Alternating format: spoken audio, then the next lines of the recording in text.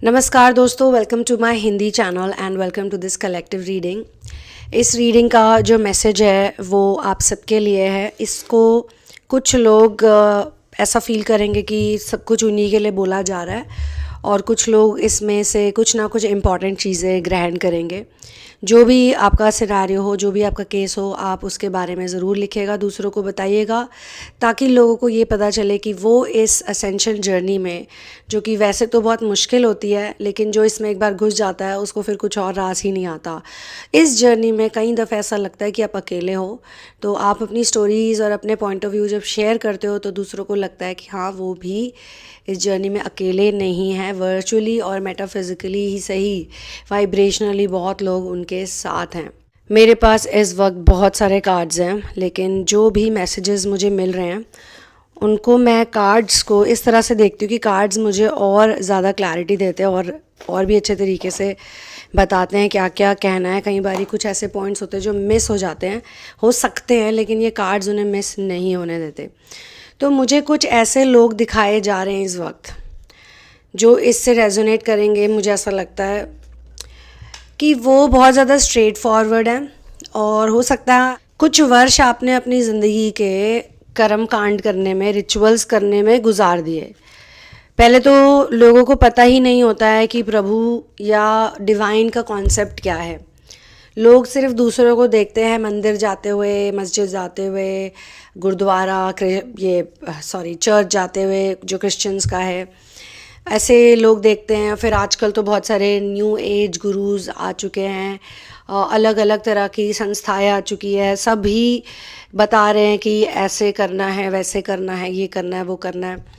तो आप बहुत चीज़ों को देखते आ रहे हो और आपने भी हो सकता है बहुत सी चीज़ों को फॉलो किया हो, व्रत रखे हों, बहुत ज़्यादा मंदिर गए हो, फूल चढ़ाए हों, ऑफरिंग्स दी हो भगवान को, अलग अलग तरह की मन्नतें मांगी हों। जी हाँ, बहुत लोग मन्नतें मांगते हैं, भगवान के साथ ऐसी बातचीत करते हैं कि आप मेरा ये काम कर दो तो मैं आपको ये चढ़ाऊँगा या वो चढ़ाऊँगी, समथिंग लाइक दैट। या अगर मेरा ये काम हो गया तो मैं उस जगह पे पैदल जाऊँगी या जाऊँगा, ऐसे यात्रा करूँगा या करूँगी। इस तरह से लोग बहुत सारी चीज़ें रखते हैं। कहीं पे कुछ धागा बांधने का सिस्टम होता है, कहीं पे कुछ होता है। अब आप में से कुछ लोग जो ट्विन फ्लेम असेंशन जर्नी में आ चुके हो, चाहे आप चाहो या ना चाहो, बट आप इस जर्नी में हो, तो आपको अब बहुत सी चीज़ों का सत्य दिखने लग गया है। एक समय था, हो सकता है आप भी रिचुअल्स करते थे, रिचुअलिस्टिक थे, लेकिन अब जो आपका सोर्स इंटीग्रेशन हो रहा है, जो आपका कनेक्शन हो रहा है डिवाइन के साथ, वो किसी रिचुअल का मोहताज ही नहीं रहा, वो किसी कर्म कांड का मोहताज ही नहीं रहा।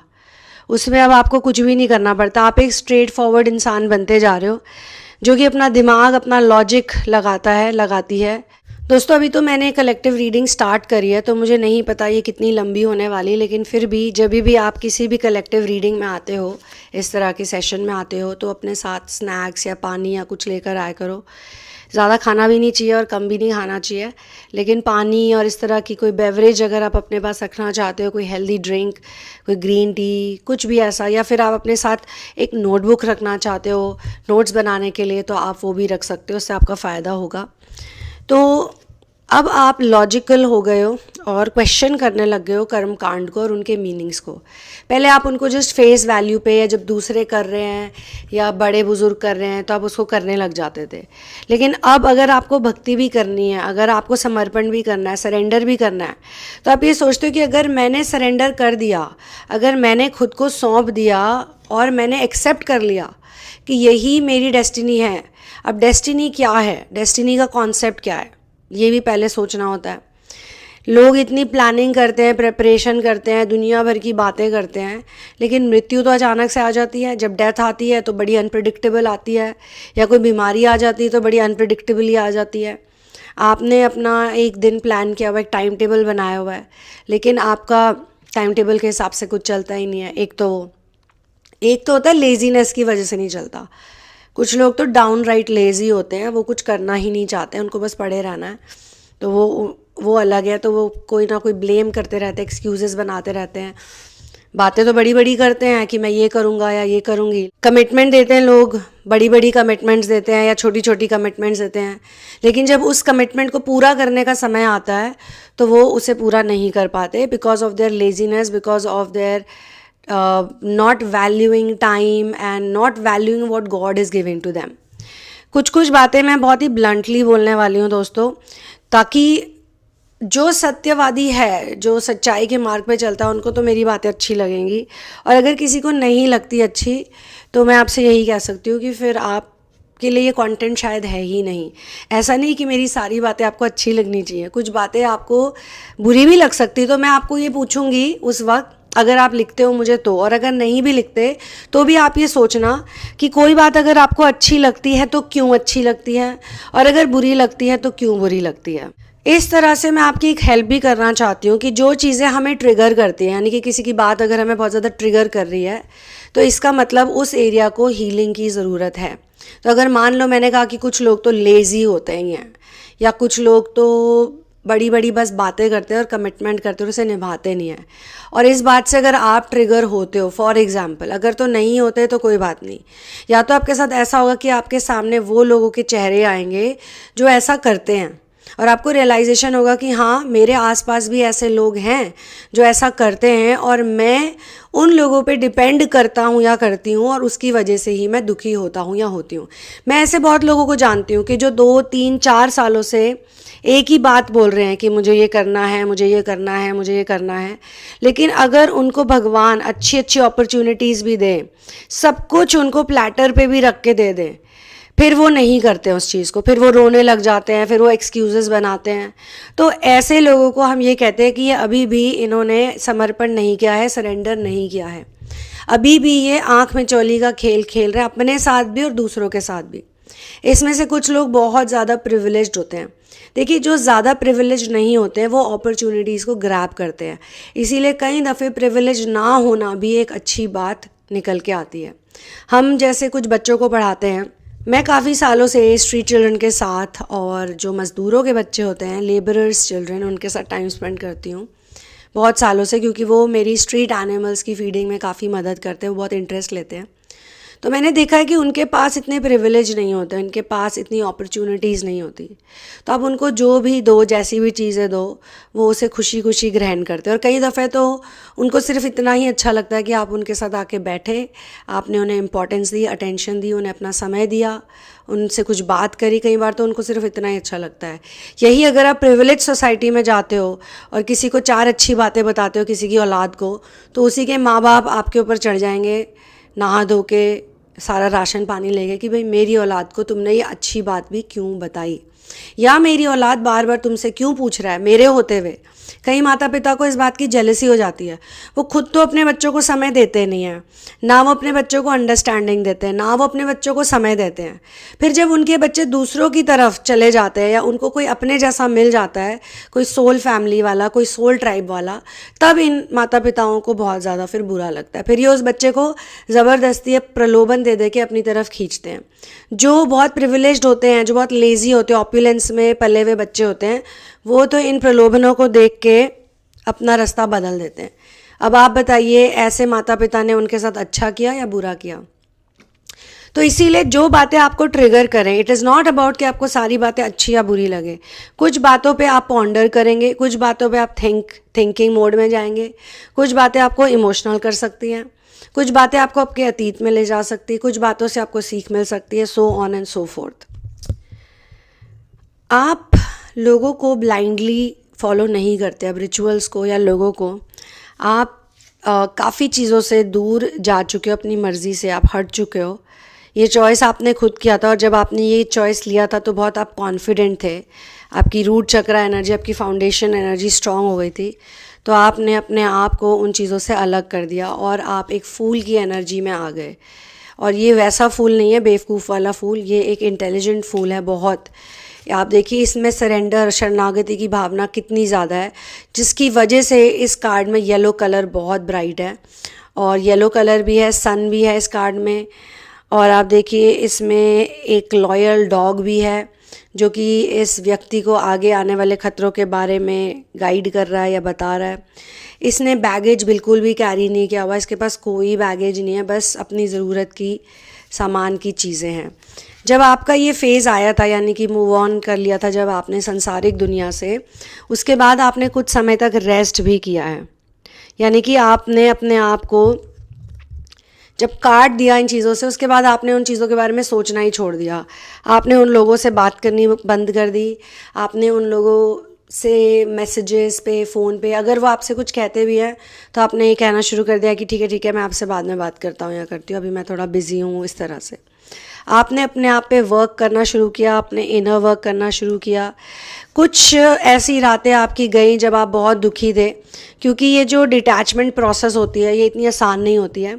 इंसान का एक नेचर बन जाता है, प्रोग्रामिंग इतनी स्ट्रांग होती है। और दूसरा, जब आप उन लोगों से दूर जा रहे होते हैं या उन रीतियों से, कुरीतियों से, कुसंगति से, या फिर जस्ट कन्फ्यूजन से, कई बार ऐसा होता है कि आपके आसपास जो लोग होते हैं वो इतने बुरे नहीं होते हैं, लेकिन उनके जो माइंड्स होते हैं वो बहुत ज़्यादा सांसारिक, बहुत ज़्यादा 3D होते हैं। तो आप सोचते हो कि चलो संधि कर लेते हैं, इनका हाथ पकड़ लेते हैं, इन्हीं के साथ रहते हैं। डिपेंडेंसी भी होती है और आपको साथ भी चाहिए होता है। आप में भी अभी वो स्ट्रेंथ, वो क्वालिटी नहीं है, और बहुत सी चीज़ों में हो सकता है आपको भी तालमेल बिठाना पसंद है। तो जो भी है, अब आप मेंटली फिर डिटैच होते हो। जब आप फिजिकली डिटैच नहीं हो पाते हो तो आप मानसिक रूप से डिटैच होते हो, इमोशनली आप डिटैच होते हो। आप एक भेड़ की तरह लोगों को फॉलो नहीं करते हो। आप फॉलो नहीं कर रहे हो क्योंकि अब आपको अपनी इमेज की भी इतनी परवाह नहीं है, ठीक है।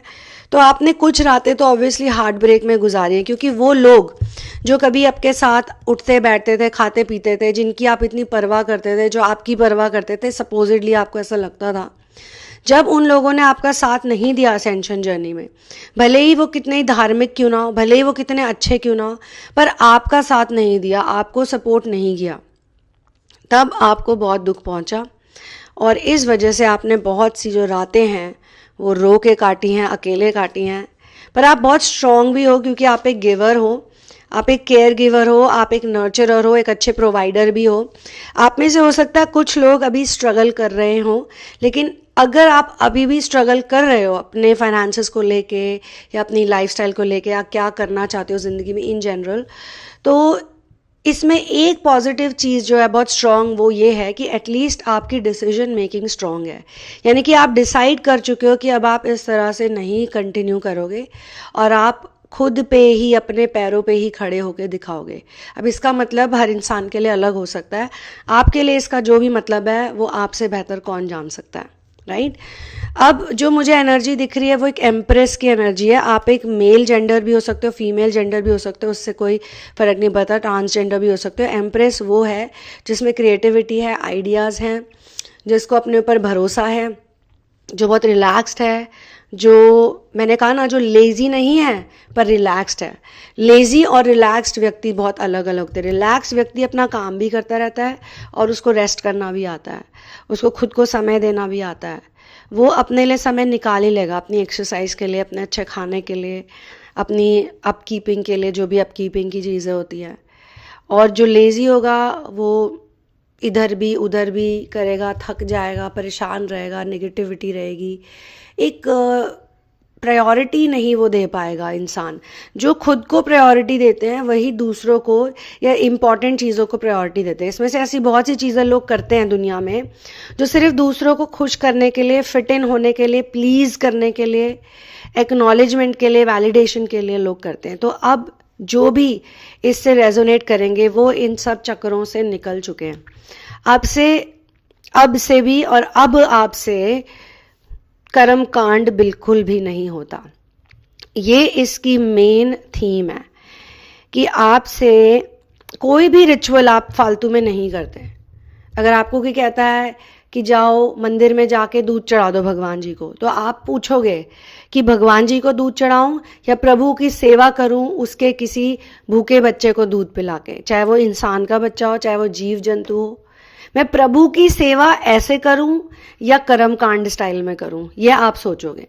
कोई कहेगा जाओ फूल चढ़ा दो भगवान जी के आगे, तो आप क्वेश्चन करोगे कि मैं फूल क्यों चढ़ाऊं, ये फूल तो भगवान ने बनाए हैं, ये सारा संसार भगवान ने बनाया है, क्या प्रभु चाहेंगे कि मैं फूल तोड़ के उनके आगे रख दूं, बेचारे फूल, या मैं और फूल उगाऊं, या मैं और फूल प्लांट करूं? प्रभु किस में ज़्यादा खुश होंगे?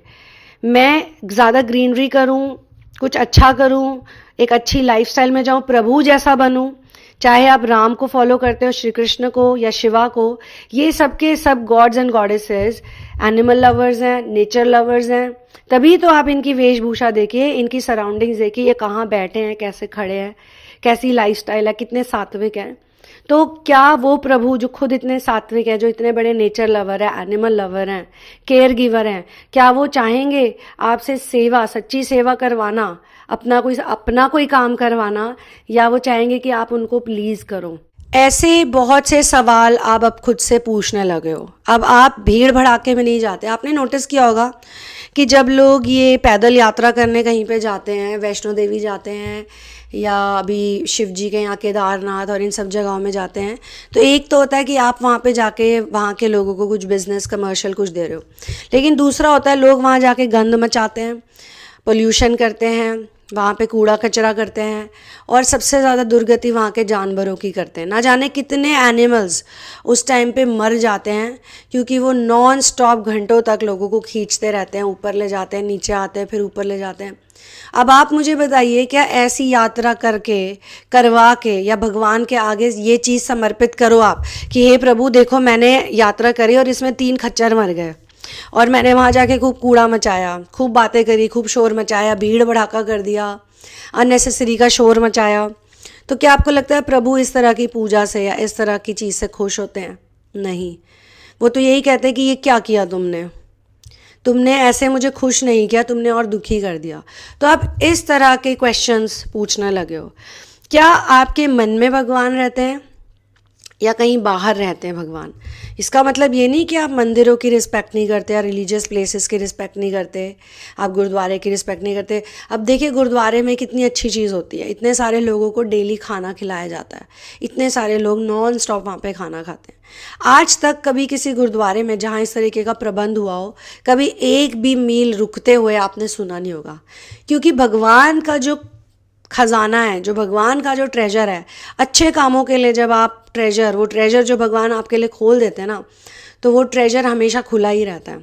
आप कभी भी कोई भी सेवा का कार्य करोगे तो साधन और उसका प्रबंध कुछ ना कुछ भगवान खुद ही कर देंगे।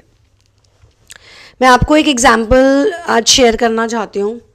आज सुबह मैं अपने प्रेयर सेंटर जा रही थी और मेरे पास 2 केले थे और 2 संतरे थे। मेरी ये हैबिट है कि मैं जब भी कुछ खाती हूँ इस तरह का, तो मैं एक अलग से पैकेट में या पेपर में उसको बांध के अलग से रख देती हूँ, गंद ना मचे, और जब कोई मुझे डस्टबिन दिखता है तो मैं वहाँ पे उसे एम्प्टी करती हूँ। तो अब मैंने 1 केला खाया था, उसका छिलका मेरे पास था, और 1 मैंने नहीं खाया, और साथ में 2 ऑरेंजेस खाए थे, उसके छिलके थे। फिर क्या हुआ कि हम लोग जब वापस आने लगे तो हम एक सर्टन स्पॉट में उतरे। इससे पहले ऐसा हुआ कि 2 बार मैं डस्टबिन की तरफ गई उस सामान को फेंकने के लिए, कचरे को फेंकने के लिए। उस वक्त तो मेरे माइंड में ही था कि ये केले के छिलके मुझे फेंक देने चाहिए। 1 केले का छिलका था और कुछ संतरे के छिलके थे, मुझे फेंक देना चाहिए। मैं 2 बार गई और दोनों बार मैं भूल गई। ऐसा कभी नहीं होता कि आप कुछ करने जा रहे हो और आप वापस वही चीज़ करके आओ। मेरे पास एक बैग भी था, मैं वो बैग तक कैरी करके गई, लेकिन हर बारी मैं कुछ और करके वापस आ गई। फिर बाहर भी मुझे एक जगह पे डस्टबिन दिखाई दिया। मैंने फिर सोचा कि एक बार मैं अपने चप्पल पहन लेती हूँ, उसके बाद मैं वहाँ जाके स्लीपर्स पहन के मैं ये कर दूँगी। अगेन मैं किसी और चीज़ में बिज़ी हो गई। मेरे पास मेरी मदर ने कुछ एप्पल्स खरीदे, बड़ी इंटरेस्टिंग है, छोटी सी कहानी, बहुत इंटरेस्टिंग है, और उन्होंने अपने पास रख लिए। फिर फाइनली हम एक जगह पे रुके, वहाँ पे हम उतरे, और वो थोड़ा सा डिस्टेंस हमें वॉक करना था। हम वॉक कर ही रहे थे। मुझे वॉक करना बहुत पसंद है, बहुत ज़्यादा, लेकिन अब आजकल थोड़ा सा वेदर चेंज हो गया है। Otherwise I can walk a lot, I love to run, मुझे रनिंग करना, जॉग करना बहुत पसंद है। तो हम वॉक करते करते आ रहे थे और रास्ते में 2 बछड़े थे। तो मेरी मॉम ने बोला देखो कितने प्यारे बछड़े हैं। तो मैं उनको प्यार, और वो बछड़े भी ऐसे थे कि बिल्कुल मेरे आगे ऐसे अपना मुंह करके आ गए, बहुत क्यूट ब्राउन कलर के थे। हम उन्हें प्यार करने लगे। फिर मुझे एकदम से रियलाइज़ हुआ कि मेरे बैग में तो एक केला पड़ा है, एक बनाना, मैं इसको खिला देती हूँ। जब मैंने उसको पील ऑफ करके बनाना खिलाया तो उसको वो छिलका भी बहुत पसंद आया और उसने वो दोनों चीज़ें खा ली। तो मैंने कहा अरे ये तो छिलका खाता है, तो ठीक है, मेरे पास एक छिलका तो था, एक और एक्स्ट्रा, वो भी मैंने उसे खिला दिया। ऑरेंजेस की मैंने उसे नहीं दिए क्योंकि मुझे ऐसा लगा पता नहीं शायद ये खाए ना खाए, और मैं वहाँ से आ गई। फिर मेरे माइंड में ये भी आया कि मेरी मॉम के पास भी कुछ एप्पल्स पड़े थे, वो थोड़ी आगे जा चुकी थी, काश ये एप्पल्स कुछ इनको हम खिला देते हैं। नेवरदलेस मैं चली गई वहाँ से। जब मैं घर गई तो मैंने एकदम से इस बात के बारे में विचार किया कि मेरे पास वो छिलके पड़े, एक छिलका और एक केला कब से पड़ा था। मैं 2 से 3 बार उसको फेंकने के लिए गई, लेकिन मैं नहीं फेंक पाई। इवेंचुअली 2 बछड़े मुझे मिले और वो शायद से उनके नसीब में ही थे। उसमें से एक को मैंने कुछ और भी खिलाया था, मेरे बैग में और एक भी चीज़ थी। तो मैं यही सोची थी कि ये चीज़ इनकी किस्मत में थी, पहले से लिखी हुई थी, इसीलिए मैं इसको जानबूझ के चाहते हुए भी फेंक नहीं पाई। तो अगर उस भगवान ने एक एक छोटी सी चीज़ का भी प्रबंध किया, जो हमारी नज़र में छोटी सी चीज़ है, लेकिन किसी के लिए वो हो सकता है, उसके लिए वो बहुत टेस्टी चीज़ हो, उसके लिए वो खाना हो, भगवान ने उसका प्रबंध किया है। ऐसा ही मुझे याद है 2020 में भी एक एपिसोड हुआ था। कुछ ऐसे बहुत सारे एपिसोड्स हुए मेरे साथ लाइफ में, और बहुत ही टाइमिंग के साथ हुए। तो मैं एक दिन डॉग्स को फीड कर रही थी, स्ट्रीट डॉग्स को, और मेरे पास खाना था, और फीड करते करते मुझे 1-2 डॉग्स मिले नहीं उस दिन। तो मेरे पास थोड़ा सा खाना बच गया, ऑलमोस्ट इतना। तो मैंने सोचा अरे यार ये खाना तो बच गया और ये वेस्ट हो जाएगा, क्योंकि हमको पता है किसको कहाँ पे कौन कौन से स्पॉट पे देना है, हमने सबको दे दिया था। लेकिन जब मैं वापस आने लगी तो कहीं से एक नया डॉग, एक नया एनिमल उस रास्ते पे चल रहा था, और वो बहुत भूखा था। तो मुझे लगा कि ये जो खाना मेरे पास बचा था ये इसी के लिए था। यानी कि दाने दाने पे लिखा है खाने वाले का नाम। ये एक बहुत ही फेमस सेइंग है, लेकिन जब आपके सामने ऐसी चीज़ें प्रैक्टिकली होने लग जाएंगी, ये तो मैंने अपना एग्जाम्पल दिया है, ना जाने ऐसे कितने एग्जाम्पल्स और लोगों के साथ भी होंगे, और आपके साथ कुछ ऐसा हुआ तो आप शेयर कीजिए। और भी बहुत सी ऐसी बातें हैं जो मैं आपके साथ शेयर कर सकती हूँ, लेकिन ये बिल्कुल फ्रेश आज की बात, और ये वाली बात मुझे दूसरी बात याद आई। तो मैं ये सोचती हूँ कि हमारे पास एप्पल्स थे पर हम उन्हें दे नहीं पाए क्योंकि हमारे दिमाग से निकल गया, लेकिन जो देने की नहीं सोची थी वो हमने उन्हें दे दिए।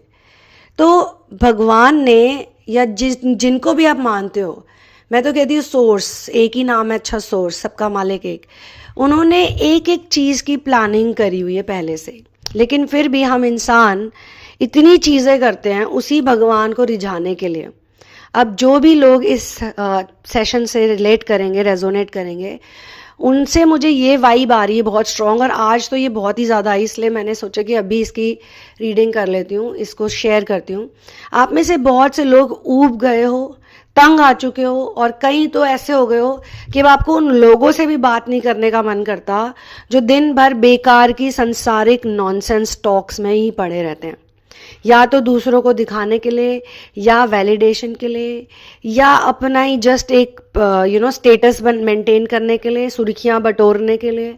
किसी ना किसी कारण से वो किसी ना किसी उलझन में या अननेसेसरी की चीज़ों में फंसे पड़े हैं, and you are done with it, you are done with it.